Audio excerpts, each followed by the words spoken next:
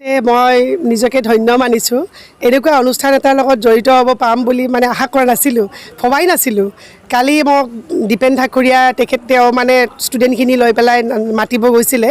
মই ভাবিছিলোঁ এনেই ষ্টুডেণ্টখিনিৰ লগত জাষ্ট আলোচনা কৰিব লাগিব কিন্তু মানে পৰিৱেশটো চাই পেলাই এনেকুৱা লাগিছে নিজে মানে বিৰাট আপ্লুত হৈছোঁ ইমান কণ কণ ল'ৰা ছোৱালীবিলাকে ইমান কষ্ট কৰি তাকেই মই মোৰ ভাষণতো কৈছোঁ বোকাৰ মাজত যে পদুম ফুলে এইটো ইয়াতে মই মানে প্ৰমাণিত হোৱা দেখা পাইছোঁ যে ইমান কণ কণ ল'ৰা ছোৱালী আৰ্থিকভাৱে ইমান দুৰৱস্থা সত্ত্বেও তেওঁলোকে জীৱনত অহৰহ কষ্ট কৰি কৰি যিটো মানে পদক লাভ কৰিবলৈ সক্ষম হৈছে সঁচাকৈ এয়া আমাৰ আটাইৰে অনুকৰণীয় গতিকে মই বিৰাট আনন্দিত আজিৰ এই অনুষ্ঠানটোৰ লগত জড়িত হয় আৰু মুখ্য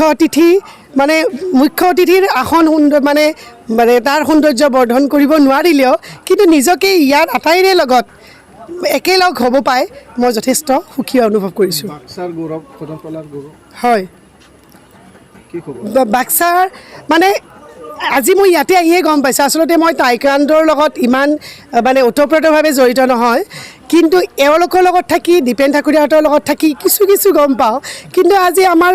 বাক্সা জিলা বুলি ক'লে সাধাৰণতে আমাৰ যিমানে আমি ইফালে আগবাঢ়ি গৈ থাকোঁ বাক্সা বুলি ক'লে সাধাৰণতে মানুহবিলাকে অলপ বেলেগ দৃষ্টিৰে চায় কিন্তু এতিয়া আমি দেখা পাই আহিছোঁ দিনক দিনে শৈক্ষিক ক্ষেত্ৰত হওক ক্ৰীড়াৰ ক্ষেত্ৰতে হওক আমাৰ ল'ৰা ছোৱালীখিনি ইমান আগবাঢ়ি গৈছে আৰু তেওঁলোকে যে বাক্সা জিলাত লাহে লাহে নিজৰ ৰাজ্যৰ ক্ষেত্ৰখনত হওক নিজৰ দেশত নিজক উজ্বলাই তুলিছে লগে লগে মই আশা কৰিছোঁ তেওঁলোকে অকল নিজৰ ৰাজ্যখনত নিজৰ জিলাখনত আৰু নিজৰ দেশখনতেই নহয় তেওঁলোকে হয়তো বিদেশতো আমাৰ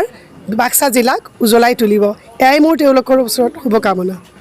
নিশ্চয় গৌৰৱ কৰিব পাৰোঁ কাৰণ এওঁলোকে হৈছে আমাৰ মানৱ সম্পদ এই ল'ৰা ছোৱালীবিলাকক যদি আমি ভালদৰে প্ৰশিক্ষণ প্ৰাপ্ত কৰি লওঁ ভালদৰে প্ৰশিক্ষা দিওঁ চৰকাৰেও যদি আমাক বিভিন্ন ধৰণৰ সা সুবিধাবিলাক বিচৰা ধৰণে আগবঢ়ায় তেতিয়াহ'লে এই ল'ৰা ছোৱালীখিনি এটা সময়ত আমাৰ নিজৰ মানে জিলাখনৰ লগে লগে দেশখনকো ৰাজ্যখনকো বিশ্বৰ দৰবাৰত জিলিকাই তুলিব পাৰিব আৰু তেওঁলোকেইতো আমাৰ মানৱ সম্পদ তেওঁলোকেইতো এই ভৱিষ্যতৰ নাগৰিক সুনাগৰিক আজি 5 ছেপ্টেম্বৰ সমগ্ৰ ভাৰতবৰ্ষতেই এই 5 ছেপ্টেম্বৰ তাৰিখটো সৰ্বপল্লী ৰাধাকৃষ্ণদেৱৰ জন্মদিনটোক শিক্ষক দিৱস হিচাপে পালন কৰি আহিছে আৰু আমিও প্ৰতি বছৰে এই তাৰিখটোক আমাৰ যিখিনি খেলুৱৈ আছে ছাত্ৰ ছাত্ৰী আছে তেখেতসকলে এটা আগভাগ লয় আৰু এই অনুষ্ঠানটি তেখেতসকলে আয়োজন কৰে আৰু তাত আমি সহযোগিতাখিনি আগবঢ়াওঁ আৰু এই অনুষ্ঠানটিৰ লগতেই আমি আন এটা অনুষ্ঠান আমি আজি ৰাখিছিলোঁ সেইটো হৈছিলে খেলুৱৈ সম্বৰ্ধনা আমাৰ এই কদমতলা বাস্কা জিলা অন্তৰ্গত কদমতলা টাইকোৱাণ্ডো একাডেমীটোৰ ফালৰ পৰা আমাৰ বিভিন্নজন খেলুৱৈ বিভিন্ন সময়ত বিভিন্ন প্ৰতিযোগিতাত অংশগ্ৰহণ কৰি পেলাই পদক বুটলিবলৈ সক্ষম হৈছে তাৰে ভিতৰত উল্লেখযোগ্য হৈছে কি আমাৰ অলপতে হৈ যোৱা 37 ষ্টেট অল আছাম টাইকোৱাণ্ডো চেম্পিয়নশ্বিপত মেডেল পোৱা ল'ৰা খেলুৱৈসকলক আৰু অলপতে হৈ যোৱা অসম অলিম্পিক ইউথ গেমছত আমাৰ কদমতলা টাইকোৱাণ্ডো একাডেমীৰ পৰা 3জনীকৈ খেলুৱৈ অংশগ্ৰহণ কৰিছিলে আৰু তেওঁলোকৰ পৰা 2জনী খেলুৱৈ আমাৰ বহিথি স্বৰ্গীয়াৰী আৰু ৰশ্মিতা হাজৰিকা এই 2জনী খেলুৱৈয়ে চিলভাৰ মেডেল পাবলৈ সক্ষম হৈছিল আৰু তেওঁলোকক আমি আকৌ উৎসাহ দিয়াৰ উদ্দেশ্যে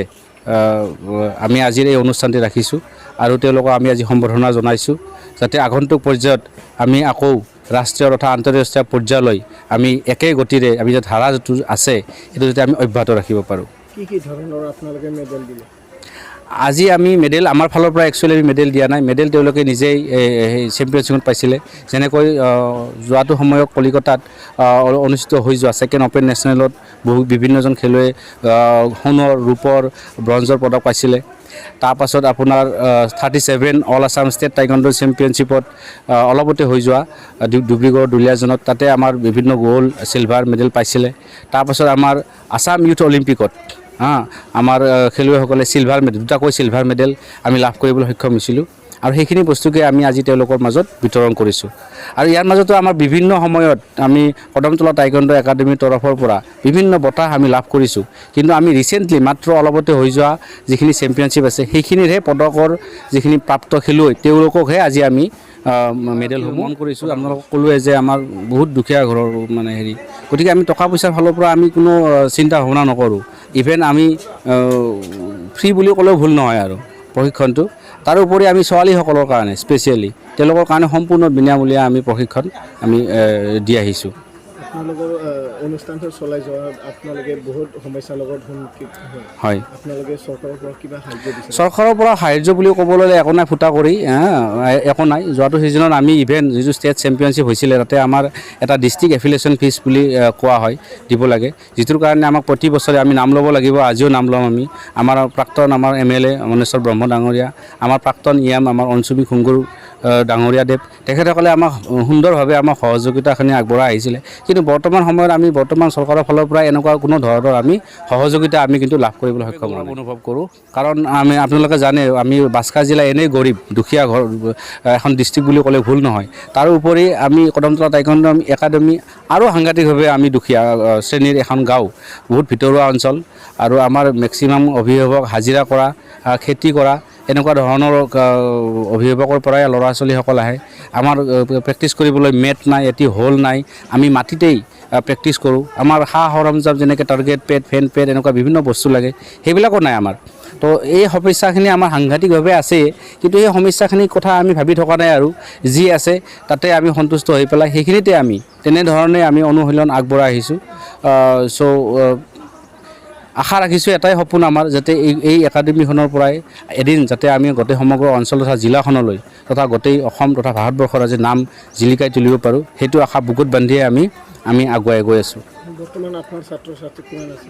বৰ্তমান মোৰ অধীনত ছাত্ৰ ছাত্ৰীৰ সংখ্যা টোটেল 45 জন মোৰ একাডেমিটোত প্ৰশিক্ষণ গ্ৰহণ কৰি আছে আৰু আপুনি সপ্তাহত কেইবাৰ ক্লাছ মোৰ ৰেগুলাৰ প্ৰেক্টিছ হয় মোৰ কোনো দিনে অফ নাই কেইটা বজাত ইভিনিং অনলি ইভিনিং কাৰণ ল'ৰা ছোৱালীসকলৰ স্কুল থাকে স্কুলৰ পৰা আহি পেলাই আকৌ আমি অনুশীলন ষ্টাৰ্ট কৰোঁ